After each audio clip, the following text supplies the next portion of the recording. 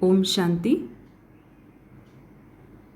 हम हर रोज़ यूट्यूब पर सुबह 4 बजे अमृत वेला ज्वालामुखी योग लाइव करते हैं, तो सभी से रिक्वेस्ट है ज्वाइन ज़रूर करें और इस वीडियो को लाइक ज़रूर करें ताकि ये सेवा ज़्यादा से ज़्यादा आत्माओं तक हम पहुंचा सके।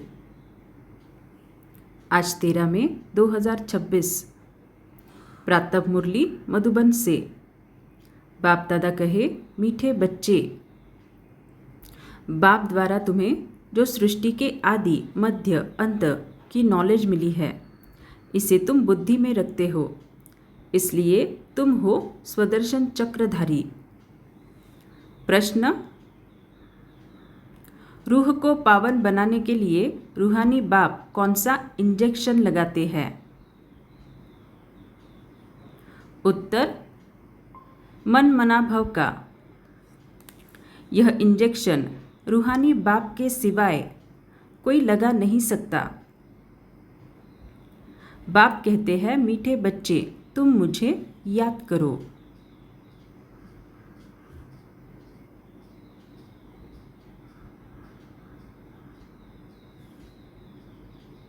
बस याद से ही आत्मा पावन बन जाएगी। तो याद हम बाबा को 2 प्रकार से करते हैं। एक है जब योग में बैठते हैं, ट्रैफिक कंट्रोल करते हैं, तब हम बाबा को याद करते हैं।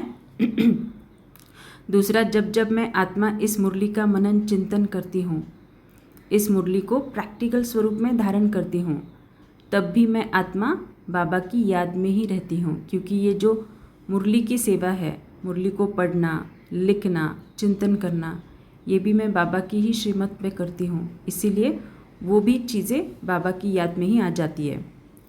इसमें संस्कृत आदि पढ़ने की भी ज़रूरत नहीं है। बाप तो हिंदी में सीधे शब्दों में सुनाते हैं।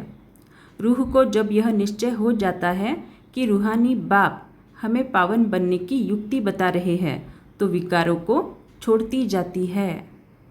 तो जब हम इस मुरली के महावाक्यों को लिखते हैं, चाहे पूरी मुरली लिखें या फिर मुरली के इम्पोर्टेंट पॉइंट्स या फिर कुछ पॉइंट्स जब हम लिखते हैं, तो हाथों द्वारा किए हुए सभी विकर्म विनाश होते हैं। तो दिखने के लिए तो बहुत साधारण है कि सिर्फ मुरली के पॉइंट्स ही तो लिखना है, लेकिन केवल लिखने से, मुरली के पॉइंट्स लिखने से हाथों से किए हुए विकर्म विनाश होते हैं। तो सोचो, इतनी छोटी सी बात में कितने बड़े राज छुपे हुए हैं। साथ साथ शास्त्रों में जो भी गलतियाँ कर दी है द्वापर युग से, हमने ही की है वो गलतियाँ, तो वो गलतियाँ हाथ से लिख कर ही की है, शास्त्र हाथों से लिखे जाते हैं। तो उन गलतियों को, मतलब उन गलतियों का जो विकर्म बना है, उसको भी अगर हिसाब किताब चुकतू करना है, वो वाला हिसाब किताब, तो हम मुरली के पॉइंट्स लिख के उस हिसाब किताब को चुकतू कर सकते हैं। साथ साथ जब हम मुरली के पॉइंट्स लिखते हैं, चाहे आपको उसको दिन भर में पढ़ने की टाइम मिले या ना मिले, वो अलग बात है, लेकिन अगर आप मुरली के पॉइंट्स लिखते हैं तो मुरली के पॉइंट्स ब्रेन में छप जाते हैं। फिर जब कोई परिस्थिति आती है तो एक्यूरेटली वो पॉइंट्स हमें ऑटोमेटिकली याद आ जाते हैं। इसीलिए मुरली को लिखने का पुरुषार्थ ज़रूर करना। ऐसे नहीं सोचना कि इसमें टाइम जाता है, नहीं, ये भी आपके पुरुषार्थ में ही जमा होगा, वेस्ट कुछ नहीं जाएगा। ओम शांति। ओम शांति का अर्थ तो बच्चों को समझाया है। आत्मा अपना परिचय देती है, मेरा स्वरूप शांत है और मेरा रहने का स्थान शांति धाम है, जिसको निर्वाण धाम भी कहा जाता है। बाप भी कहते हैं कि देह अभिमान छोड़ देही अभिमानी बनो, बाप को याद करो।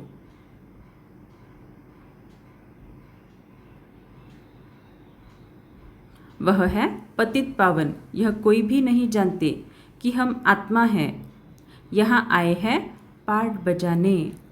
तो आज बार बार इस पॉइंट्स को रिपीट करना, हम आत्माएं हैं, हम आए हैं यहाँ पाठ बजाने। अब ड्रामा पूरा होता है, वापस जाना है, इसीलिए कहते हैं मुझे याद करो, तो तुम्हारे विकर्म विनाश होंगे। इसको ही संस्कृत में कहते हैं मन मना भव।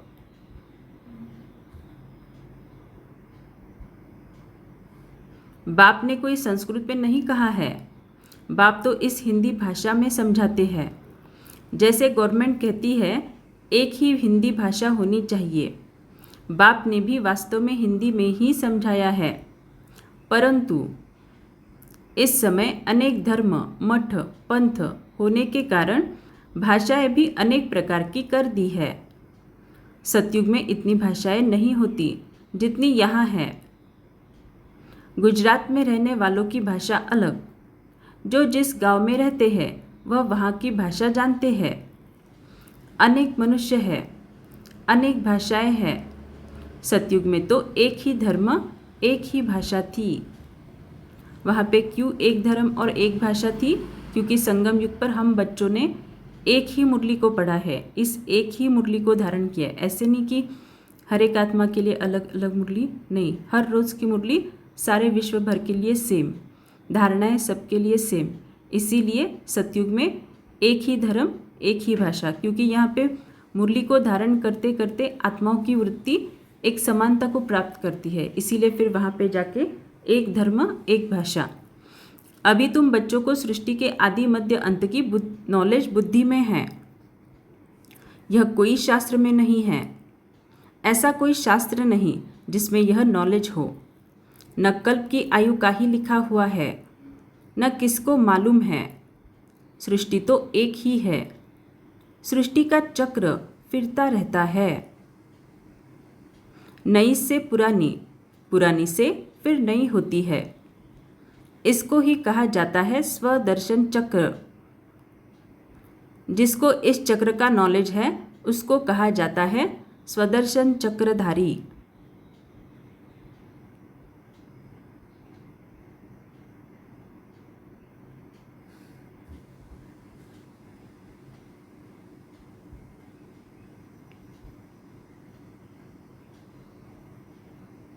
एक मिनट में हाईलाइट कर रही हूँ।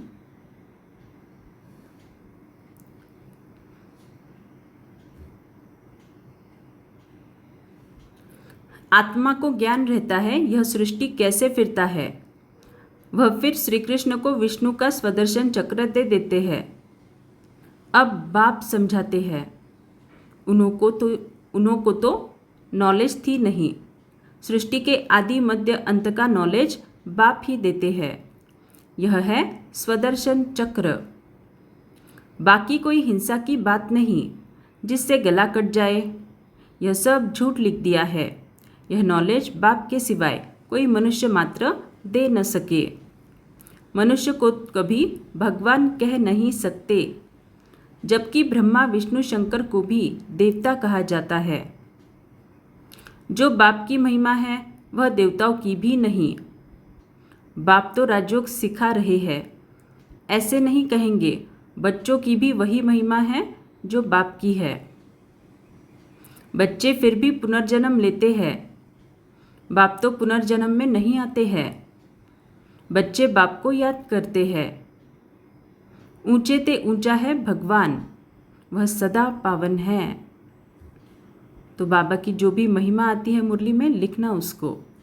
बच्चे पावन बन फिर पतित बनते हैं, बाप तो है ही पावन। बाप का वर्षा भी ज़रूर चाहिए बच्चों को। एक तो मुक्ति चाहिए, दूसरा जीवन मुक्ति चाहिए। शांति धाम को मुक्ति, सुख धाम को जीवन मुक्ति कहा जाता है। तो जो आत्माएं सतयुग में नहीं आएगी, विनाश के बाद परम धाम में जाकर स्थित हो जाएगी, उसको कहते हैं मुक्ति। फिर जो आत्माएं इस संगम युग पर पुरुषार्थ करेगी, बाबा को पहचान के बाबा से ज्ञान योग लगाएगी, फिर वो आत्माएं सुखधाम में आएगी, तो उसको कहते हैं जीवन मुक्ति। उसको जीवन मुक्ति क्यों कहते हैं? क्योंकि वहाँ पे कोई कर्म बंधन नहीं है, कोई भी आत्मा दूसरी आत्मा में फंसी हुई नहीं है। जैसे कलयुग में हम देखते हैं एक दूसरे में हमारी जान अटकी हुई है, मोह अटका हुआ है, दुख दर्द ये सब चीज़ें हैं ना। तो यहाँ पे जीवन बंध में है हम आत्माएं, और वहाँ पे इसके एकदम अपोजिट जीवन मुक्ति। मुक्ति तो सबको मिलती है, जीवन मुक्ति जो पढ़ेंगे उनको मिलेगी। भारत में बरोबर जीवन मुक्ति थी, बाकी सब इतने मुक्ति धाम में थे। सतयुग में सिर्फ एक ही भारत खंड था, लक्ष्मी नारायण का राज्य था। बाबा ने समझाया है, लक्ष्मी नारायण के मंदिर सबसे जास्ती बनाते हैं। तो शिव मंदिर के बाद सबसे ज़्यादा मंदिर लक्ष्मी नारायण के। बिड़ला आदि जो मंदिर बनाते हैं वह यह नहीं जानते कि लक्ष्मी नारायण को यह बादशाही कहाँ से मिली, कितना समय राज्य किया, फिर कहाँ चले गए, कुछ भी नहीं जानते। तो जैसे गुड़ियों की पूजा हुई ना, इसको कहा जाता है भक्ति। आपे ही पूज्य, फिर आपे ही पुजारी। तो इस ज्ञान में भी आने के बाद बहुत सी आत्माएं भले बाबा को पहचान लेती है कि शिव बाबा ही असल भगवान हैं, लेकिन यहाँ पे आके भी भक्ति ही करती रहती है। तो चेक करना है, हम भक्त की तरह बाबा को याद करते हैं या बाबा के बच्चे बन के बाबा को याद करते हैं। पूज्य और पुजारी में बहुत फर्क है, उनका भी अर्थ होगा ना। पतित उनको कहा जाता है जो विकारी है, क्रोधी को पतित नहीं कहेंगे। आज बाबा नई डेफिनेशन बता रहे, क्रोधी को पतित नहीं कहेंगे, जो विकार में जाते हैं उनको पतित कहा जाता है। तो इसके ऊपर चिंतन लिखना, बाबा को क्या बोलना है आज। इस समय तुमको ज्ञान अमृत मिलता है, ज्ञान का सागर है ही एक बाप। बाबा ने समझाया है, यह भारत ही सतो प्रधान ऊंचते ऊंच था, अभी तमो प्रधान है। यह तुम्हारी बुद्धि में है, यहाँ कोई राजाई तो है नहीं, यह है ही प्रजा का प्रजा पर राज्य।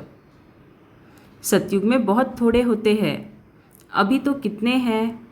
विनाश की तैयारियां भी होती है, दिल्ली परिस्तान तो बनना ही है, परंतु यह कोई जानते नहीं है। वह तो समझते हैं यह न्यू दिल्ली है। इस पुरानी दुनिया को पलटाने वाला कौन है, यह किसको पता नहीं है, कोई शास्त्र में भी नहीं है। समझाने वाला एक ही बाप है।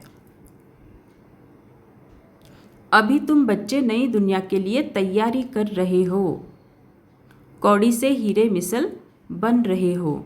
तो कौड़ी से हीरे मिसल कैसे बनते हैं हम?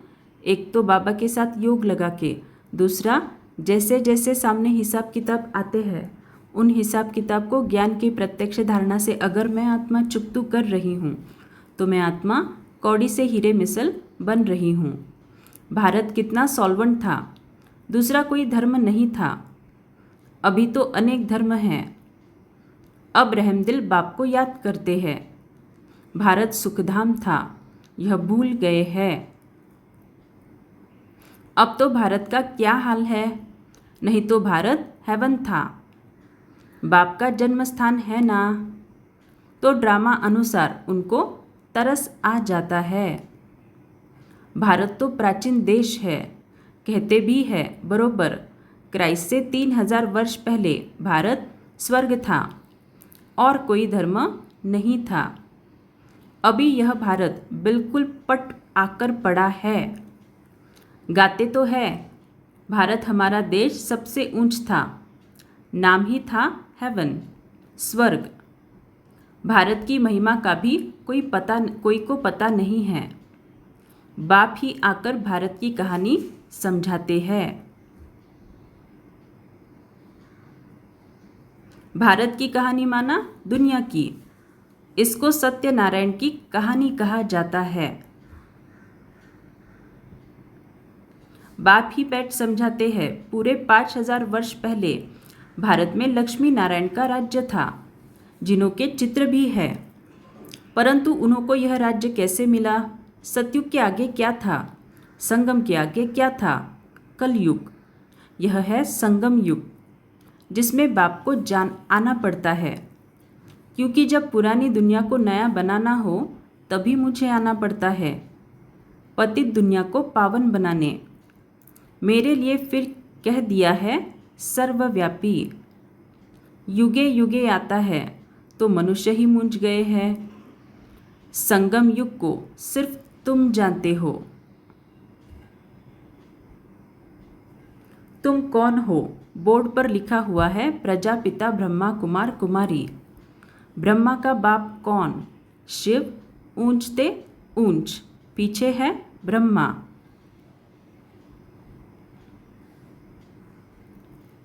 फिर ब्रह्मा द्वारा रचना होती है। प्रजापिता तो जरूर ब्रह्मा को ही कहा जाता है। शिव को प्रजापिता नहीं कहेंगे। शिव सभी आत्माओं का निराकार बाप है। फिर यहाँ आकर प्रजापिता ब्रह्मा द्वारा एडॉप्ट करते हैं। बाप समझाते हैं मैंने इसमें प्रवेश किया है। उन द्वारा तुम मुख वंशावली ब्राह्मण बने हो। ब्रह्मा द्वारा ही तुमको ब्राह्मण बनाए, फिर देवता बनाता हूँ। अभी तुम ब्रह्मा के बच्चे बने हो। ब्रह्मा किसका बच्चा? ब्रह्मा के बाप का कोई नाम है? वह है शिव निराकार बाप।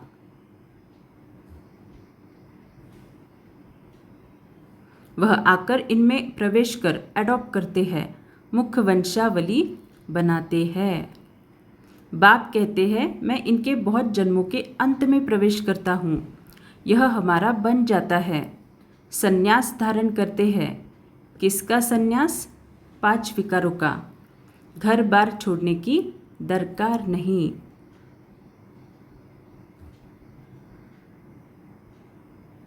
गृहस्थ व्यवहार में रहते पवित्र रहना है। तो बाबा जब बार बार कहते हैं गृहस्थ व्यवहार में रहते पवित्र रहना है, इसी का मतलब क्या? एक तो सबसे पहले बाबा ब्रह्मचर्य की बात करते हैं। फिर दूसरी चीज़, गृहस्थ व्यवहार में रहते पवित्र रहना माना जो भी हिसाब किताब आ रहे हैं उसको ज्ञान की धारणा से चुकतू करना। मनसा वाचा कर्मणा, हर एक आत्मा के प्रति सदा निर्विघ्न रहना, ये है गृहस्थ व्यवहार में रह पवित्र रहना। सिर्फ ब्रह्मचर्य है आप, लेकिन फिर सबके साथ झगड़ा कर रहे हैं, सबके साथ ईर्ष्या घृणा में रह रहे हैं, तो आप गृहस्थ व्यवहार में रहकर भी पवित्र नहीं हैं। तो पवित्रता धारण करनी है, लेकिन संपूर्ण पवित्रता। मामेकम याद करो तो तुम्हारे विकर्म विनाश हो जाएंगे। यही योग है जिससे खाद निकल जाती है और तुम सतोप्रधान बन जाते हो। तो मामेकम याद करो। जब मैं आत्मा योग करती हूँ तो बाबा को याद करती हूँ। जब मैं आत्मा मुरली को सुनती हूँ, पढ़ती हूँ, तो मैं आत्मा बाबा की याद में ही हूँ। जब मैं आत्मा इस मुरली को प्रैक्टिकल स्वरूप में धारण करती हूँ, तब भी मैं आत्मा बाबा के याद में ही हूँ। भक्ति में तो भल कितने भी गंगा स्नान करे, तप जप तप आदि करे, नीचे उतरना जरूर है। सतोप्रधान थे, अब तमोप्रधान हैं। फिर सतोप्रधान कैसे बने? सो सिवाय बाप के कोई रास्ता बता न सके। बाप तो बिल्कुल ही सहज रीति बताते हैं। माँ मेकम याद करो। यह आत्माओं से बात करते हैं। कोई गुजरातियों व सिंधियों से बात नहीं करते। यह है रूहानी ज्ञान। शास्त्रों में है जिस्मानी ज्ञान। तो फील करना, मैं आत्मा हिस्ट्री हॉल में बैठी हूँ और ब्रह्मा बाबा की ब्रिकुटी में शिव बाबा है, और शिव बाबा मेरी ब्रिकुटी में केवल आत्मा को देखकर, मुझ रूह को देखकर ये मुरली पढ़ा रहे हैं। रूह को ही ज्ञान चाहिए। रूह ही पतित बना है, उनको ही रूहानी इंजेक्शन चाहिए।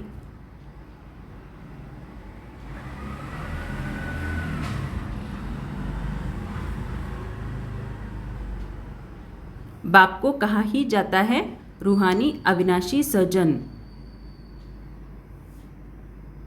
वह आकर अपना परिचय देते हैं कि मैं तुम्हारा रूहानी सर्जन हूँ। रूहानी सर्जन माना आत्मा का ऑपरेशन करने वाला। तुम्हारी आत्मा पतित होने के कारण शरीर भी रोगी हो गया है। तो इसका चिंतन लिखना कि आत्मा के पतित होने का और शरीर में रोग आने का क्या संबंध है। इस समय भारतवासी तथा सारी दुनिया नरकवासी है, फिर स्वर्गवासी कैसे बन सकती है? सो बाप समझाते हैं। बाप कहते हैं मैं ही आकर सब बच्चों को स्वर्गवासी बनाता हूँ। तुम भी समझते हो बरोबर हम नर्कवासी थे।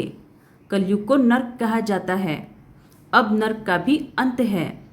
भारतवासी इस समय रौरव नर्क में पड़े हैं। इसको सौरंटी भी नहीं कहेंगे।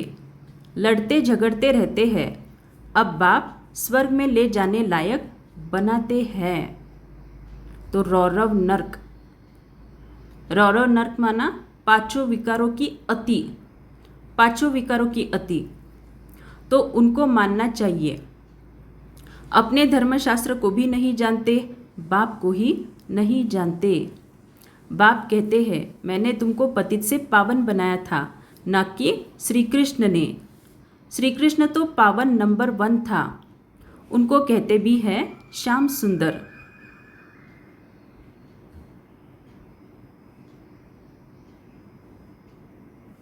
श्री कृष्ण की आत्मा पुनर्जन्म लेते लेते श्याम बनी है। कामचिता पर बैठ काले बने हैं। जगत अम्बा को काली क्यों दिखाते हैं, यह कोई नहीं जानते। जैसे श्री कृष्ण को काला दिखाया है, वैसे जगत अम्बा को भी काला दिखाते हैं। अब तुम काले हो, फिर सुंदर बनते हो।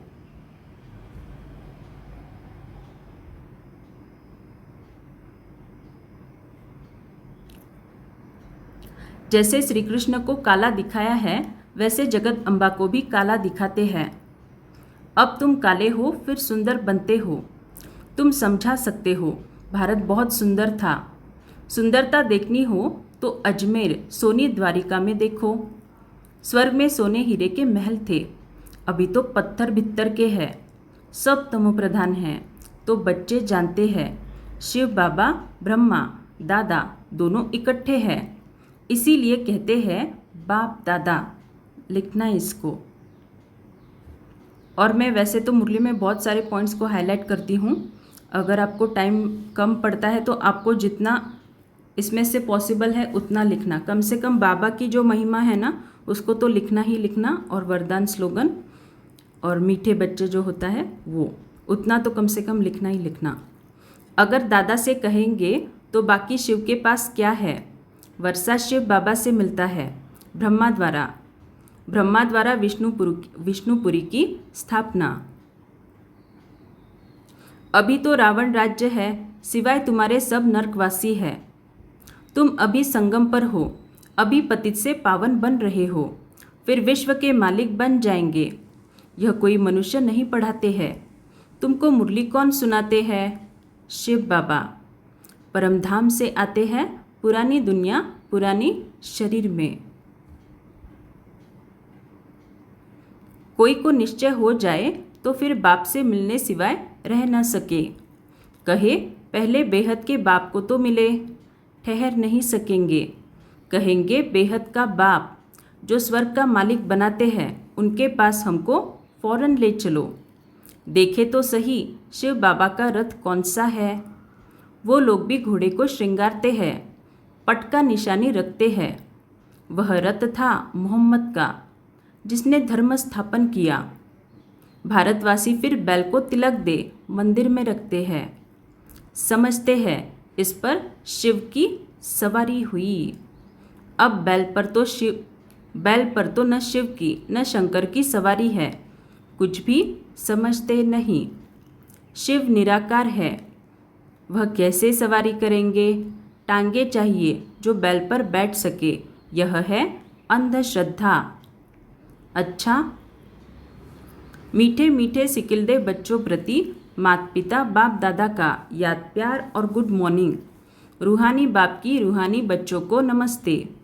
हम रूहानी बच्चों की रूहानी माता पिता बाप दादा को याद प्यार गुड मॉर्निंग और नमस्ते। शुक्रिया बाबा, आपका पद्मा पदम शुक्रिया। धारणा के लिए मुख्य सार। बाप से जो ज्ञान अमृत मिलता है, उस अमृत को पीना और पिलाना है। तो कैसे पिएंगे और कैसे पिलाएंगे?